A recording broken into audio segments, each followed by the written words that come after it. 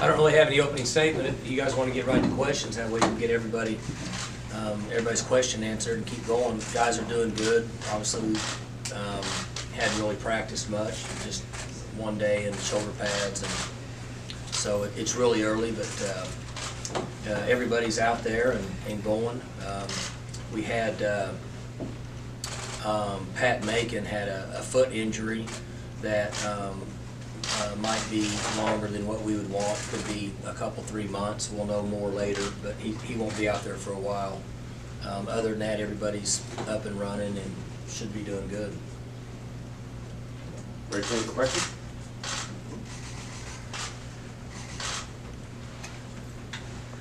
Coach, how helpful will it be for whichever quarterback takes over to have such accomplished receivers? You lost a couple, but yet you still have McCleskey, Stoner, and Johnson, some other talented guys. How helpful will that be for whoever steps in? Yeah, the guys at that position, the quarterback position, are fortunate that we have maturity. We lost some really good receivers, but we got a number of guys that have a lot of experience and should be good players. And then, of course, they have running backs. And I think as we get into the 1st of October, we should be better in the offensive line than we have been in a number of years, just from experience and guys understanding our schemes and concepts. And that should help us bring one of those guys along. Mike, we heard a lot from Jim Mills this week about sort of the style of his meetings and the music and everything he does to try to get 18 to 22-year-olds interested. What have you learned from kind of peeking in and watching how he runs those things? What in the world are you holding? That is like a Lego popsicle stick. That is awesome. Hope my 13-year-old doesn't see that. I went to a couple of his meetings, Mark, in the spring, and a very interesting. I really don't know how to explain it. I guess very technology savvy. He relates to the young people, and different things, pop-ups and all the stuff like they get on their phones. His meetings are generated that way. Guys probably should go to one at some point and you'll get a better idea. I wouldn't do a good enough job of illustrating it, but it's much different than I have ever been around before. Mike, your 07 roster, you had 3 NFL backs on your roster that you rotated. Now, Hubbard looked good in the spring. Do you think there's a chance that in regard to being at least 3 deep with guys you can really trust on Saturdays, this might be the best collection of running backs you've had maybe since that group? I would say, as we see it now, yes.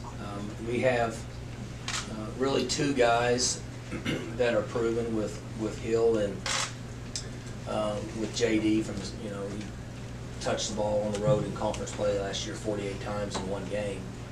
I think that was the number. Maybe 38, 48 is all the same. So he's kind of a proven player for us. And then LD's done well, and we really like Chuba. So as a group, they should be very effective. And I'm hoping that we can keep them fresh and healthy. And as it stands now, I can't imagine that we couldn't do that. Hey Mike, your top 4 receivers are likely to be McCleskey, Stoner, Johnson, and Wallace, Tylan Wallace. We obviously know the first 3 fairly well, have a pretty good body of work on them, but Tylan's still sort of making his presence known.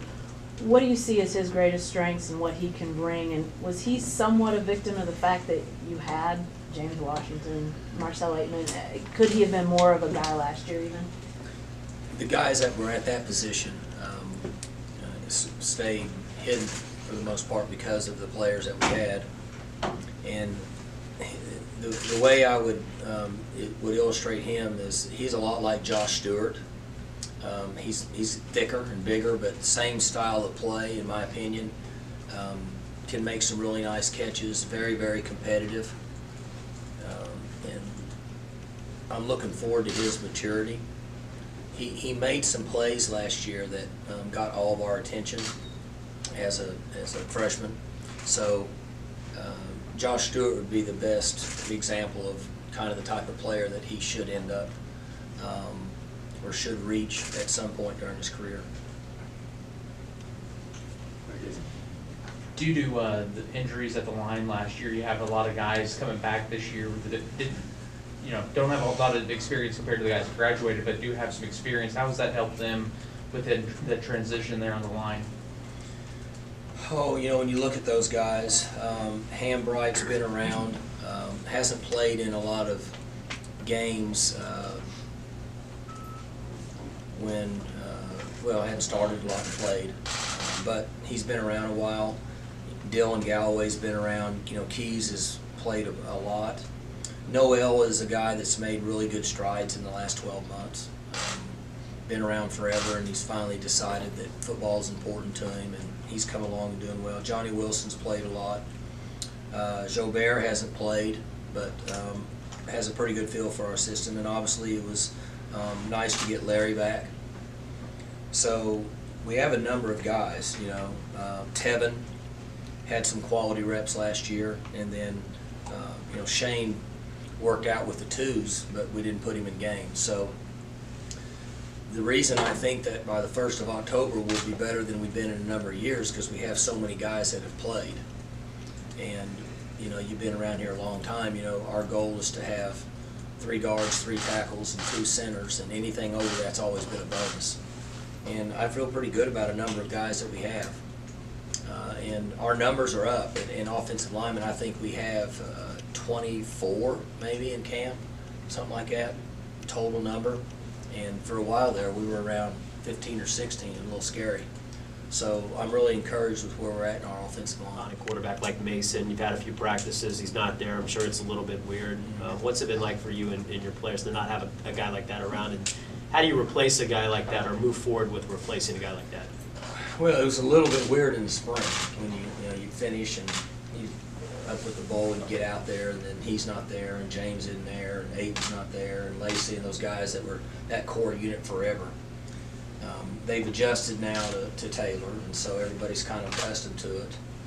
And it's a little different approach in that when you have as many gifted players as we had last year on the edge, you never worried about any type of pressure at all from the defense, because if you were able to just give the quarterback 1.6 or 1.5 and he could get the ball in the air, we could in most cases make a play.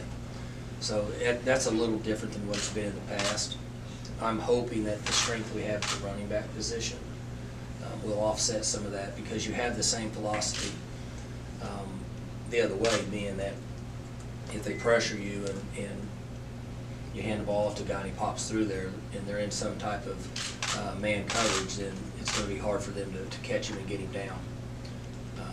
But it'll be interesting to see how the second wave of receivers, which would be Wolf, who has played here, Braden Johnson, LC, those guys that I think will be just fine once they get accustomed to what we're doing in the middle of the season. They should make plays for us. But last year we had so many of them, we could just run them in all the time. And it could be a little different approach this year, meaning that we could do some of the same things with running backs. Great, Dave, from the back. Coach, do you have a game plan yet in terms of how you'll utilize the redshirt rule? I really don't. I was asked that question in Dallas, and my honest answer was I don't know that anybody really has a plan right now. We've had several discussions in staff meetings. There's a lot of different ways you could look at it, so I don't know that there's any wrong or right way. More so by the position, offensive linemen, chances of those guys playing maybe less than a skill position, from the fact that a lot of your skill position guys will help you on special teams, and offensive linemen are usually much further behind. So the real question will be how we handle at the quarterback position, and we won't know a lot about that for a couple weeks probably. I mentioned to our offensive staff that we really need some information around the end of third week of camp. We need to get a feel for who we think can play there behind Taylor, and then we start to come up with a plan, whether it's a freshman or a player that's already uses eligibility and it's not in that same category, even though I guess he could be. But that's really a long answer for not really. We just have to see how it goes, excluding injury. And I mentioned this the other day, if, like at the corner position last year, you know, we were down to the bare minimum. If we would have had a freshman that could help us and could have used 4 games, we would have certainly put those guys in and given them that opportunity to give us a little bit of break though with those 2 guys. 8 and 4 last year, you know, they were running crazy for 2 months. Robert, down front. Yeah, Mike, I asked Jim Knowles this question the other day, and it's kind of a setup question, but you have the credentials to answer this on a couple of levels as a head coach and as a OC play caller. 2 of the best years you've had defensively as head coach were Bill Young's first year and Glenn Spencer's first year. What is it that a first-year coordinator can do beyond scheme to kind of mess up the other play callers in the league? Oh, you talk about defensively, statistically. Yeah, I mean, those are your 2 best years, in fact. It could be a little different now than it was then. I don't know that I have a good answer for you there. Everybody that we play, I would be willing to guess has had all of Duke's tape with what Coach has done there for the number of years he's been there. And they're going to prepare their offense based on what they've seen him do at Duke. His play calling and what his thought process will be in our style of offense in this league could be different. And the analytical part of the research that's out there, the studies that are out there based on offensive and defensive coordinators in college football, there's software out there that provides tendencies for coordinators. Forget the schools. Whatever, if a coordinator had been at one school for 3 years and another school for 4 or 5 and another school for a couple, they take all that information and then they give you, it spits out what their tendencies are based in the game. So the advantage we could have is that he's not going to have tendencies at this point in this league based on being in a different conference and a little different style of play offensively.